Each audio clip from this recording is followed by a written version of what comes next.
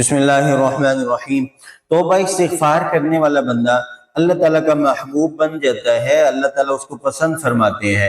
احادیث کے اندر آپ صلی اللہ علیہ وسلم کے فرامین کے مطابق اللہ تعالیٰ اس کے لیے قدم قدم پہ آسانیاں فرماتے ہیں۔ ایک حدیث کے مطابق آپ صلی اللہ علیہ وسلم نے ارشاد فرمایا، من لزم الاستغفار جعل اللہ له من كل ضيق مخرجا ومن كل هم فرجا ورزقه من حيث لا يحتسب۔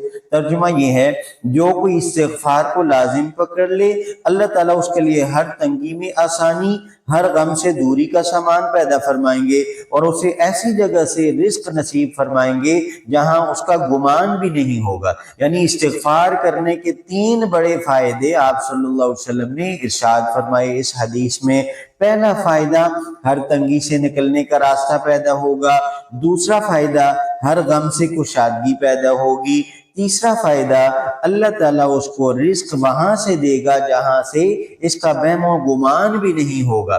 حضرت عبداللہ بن یسر رضی اللہ تعالیٰ عنہ سے مروی ہے، رسول اللہ صلی اللہ علیہ وسلم نے ارشاد فرمایا، طوبى لمن وجد فی صحیفته استغفارا کثیرا۔ قیامت والے دن جو شخص اپنے نامہ اعمال میں استغفار کی کثرت پائے گا اس کے لیے خوشخبری ہے۔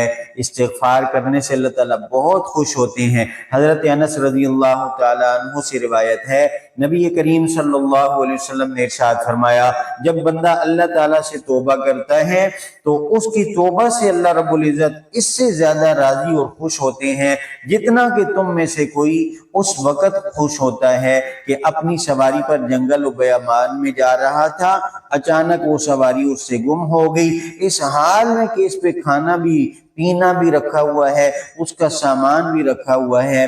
اب وہ اس کی واپسی سے مایوس ہو جائے اور ایک درخت کے سائے میں آ کر لیٹ جائے، ابھی وہ اس حال میں ہو کہ دفعتاً دیکھے کہ وہ سواری اس کے پاس کھڑی ہے تو اس کی لگام کو تھام لے، پھر خوشی سے، مسرت سے، شادمانی کے عالم میں وہ یہ کہہ بیٹھے، اے اللہ آپ میرے بندے ہیں، میں آپ کا رب ہوں۔ یعنی خوشی کے باعث اس نے ایسا جملہ کہہ دیا کہ جو کفریہ جملہ ہے۔ کہنا یہ چاہیے تھا، اے اللہ آپ میرے رب ہیں اور کتنے کریم ہے، سواری واپس دے دی ہے اور میں آپ کا بندہ ہوں، لیکن اس نے الٹ کہہ دیا، اے اللہ آپ میرے بندے، میں آپ کا رب ہوں۔ تو فرمایا یہ جملہ اس نے کہہ دیا، لیکن اس بات کے اوپر بھی اللہ تعالیٰ ناراض نہیں ہوتا۔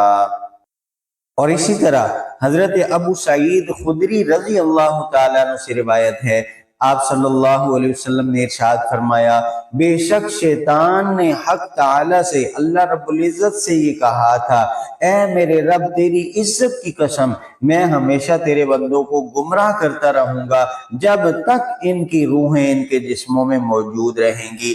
جواب میں اللہ رب العزت نے ارشاد فرمایا تھا، فَبِعِزَّتِي وَجَلَالِي لَا أَبْرَحُ أَغْفِرُ لَهُمْ مَسْتَغْفَرُونِي۔ میری عزت کی قسم، میرے جلال کی قسم، جب تک میرے بندے مجھ سے مغفرت طلب کرتے رہیں گے میں انہیں معاف کرتا رہوں گا۔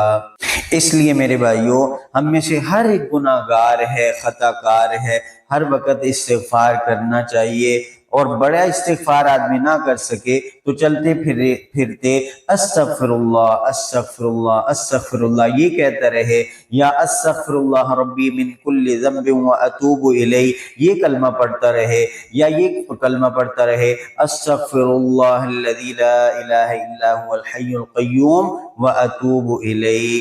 اللہ ہمیں استغفار کرنے کی توفیق عطا فرمائے۔